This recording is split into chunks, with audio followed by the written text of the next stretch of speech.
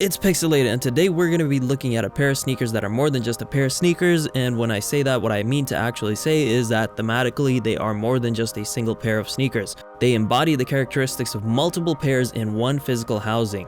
Is this getting too meta for you? Okay, let's pull back a little. The sneakers I'm talking about are the Air Jordan What the 4s. No, I did not make a grammatical error, you heard that correctly. Celebrating the 30th anniversary of the Air Jordan 4, the What the Air Jordan 4s will be releasing on Saturday, November 23rd. I'm fortunate enough to get an early pair of these so I can finally give you a review before you have a chance to buy these.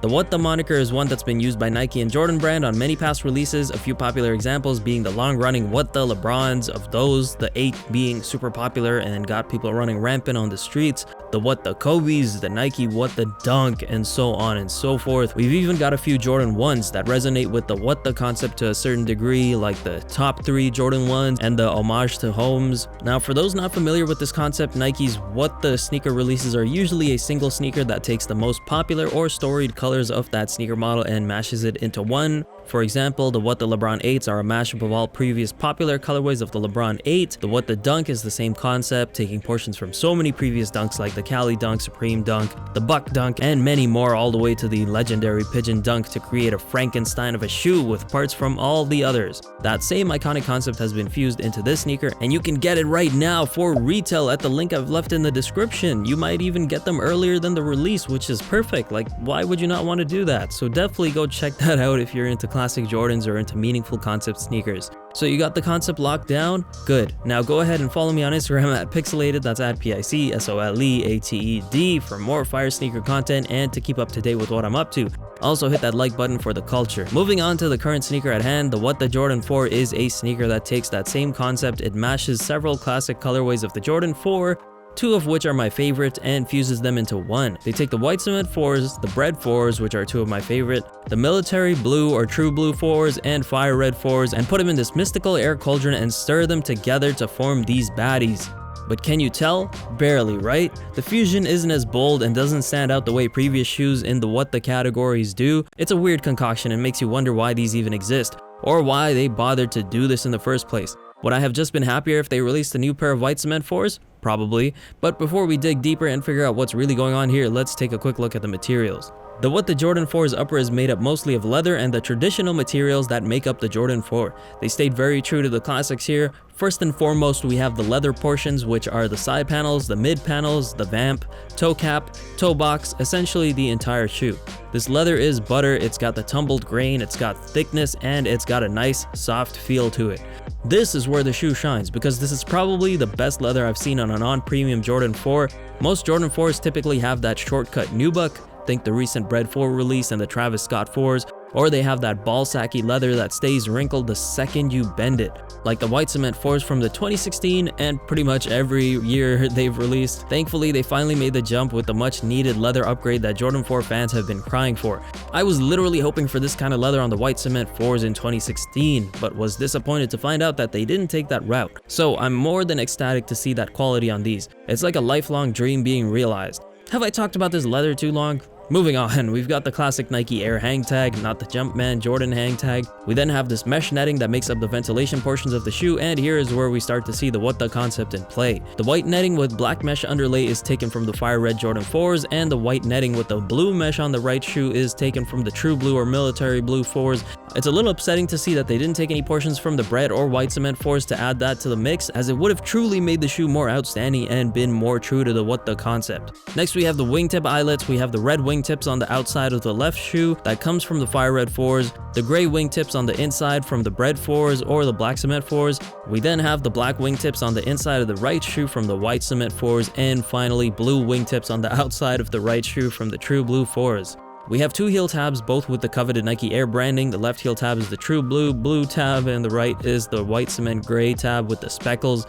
We have the tongue on the right shoe. It is a black tongue tab with the red Jumpman logo and the red fabric on the back of the tongue from the fire reds.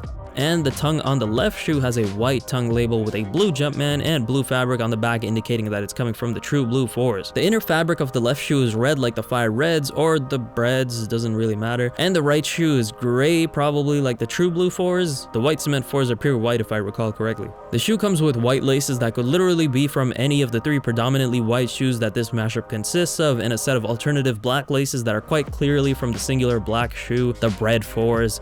The lace tips have some numbers on them, like 4369, 4362, etc. And I'm not sure what these numbers are for. If you know, leave it in the comments. I'm sure it has something to do with the 4 sneaker models that make up this mashup, but I just can't put my finger on it. So please let me know. The midsole of the left shoe is inspired by and taken straight from the white cement 4s. We know this because of the portions of gray with black speckling on them and the wider use of black in the midsole versus any of the other midsoles. And the right shoe uses the bread 4 midsole. Same goes for the outsoles. They correspond with the midsoles, and that's about it. When it comes to sizing, they fit like any other Jordan 4s. For me, that's true to size. I'm a true to size 10, and I stick with my true to size 10. Jordan 4s have always had a tad bit of space in the toe box, but when I go half a size down, it becomes too tight. So for that reason, I recommend going true to size in these. When it comes to comfort, these are Jordan 4s. Nothing has changed since the 90s, except for the back tab being more flexible so it doesn't chafe into your heel or ankle. They've got somewhat chunky midsoles. They're not as breathable as typical shoes, so expect to sweat a little in the summer. But my favorite thing about Jordan 4s is how supportive they are. Their thick, padded insides also allow me to wear them in colder weather conditions, like I can wear bread 4s during most of early winter all day long. When I camped out at IKEA for the Virgil IKEA collection, for 10 hours I wore bread 4s and my feet did not feel cold at all. And it was a cold day, just letting you know. When I look at this mashup of the classic Jordan 4s here, it feels less like a mashup but more like a subtly new colorway. Of course, that's not what it actually is. It really is a fusion of the previous Jordans, as the name officially states, and is so clear from the differing colors on some smaller areas of the shoe, but majority of the shoe is very similar. The entire leather upper is all white, the tongue is white, the midsoles are ever so slightly different, and it goes entirely against all previous iterations of the what the sneakers that are usually loud, vibrant, bold, and make no sense. In contrast, we also haven't had a lot of classic Jordan 4 colorways to choose from, and most Jordan 4 colorways aren't too fancy, so it's fair to say that maybe this was a little something geared towards OG Jordan 4 fans who like their subtle and classic colorways like the bread or white cement 4s. But I mean, if they really wanted to, they could have gone all out and grabbed a chunk of like the Travis 4s, the Levi's 4s, and maybe 2-3 other 4s and stitched them together. My only hope is that this is their warm-up into breaking the 4s into what the territory. The combination of colorways or lack thereof does leave a little bit more to be desired, though that's not likely the case. I feel like they need quite a few more out there Jordan 4s to make enough of an imprint before they can truly make a crazy what the 4. Personally, for me, I had to sell off my pair of white cement 4s in 2016, so these are going to be the perfect replacement for me. And with that quality upper leather, these are the perfect Jordan 4 for anyone looking to have many pieces of history in one shoe. I expect these to have a decently wide release, and the price right now is even at retail, potentially below for some sizes, so I've left a link in the description to where you can get these if you want them early. Go ahead and check them out. That's it for me on these what the Jordan 4s. What did you think about them? Did Jordan Brand do a good job on these, or could they have been more inventive? Let me know in the comments. Catch you later. Pixelated. Can't decide on a color.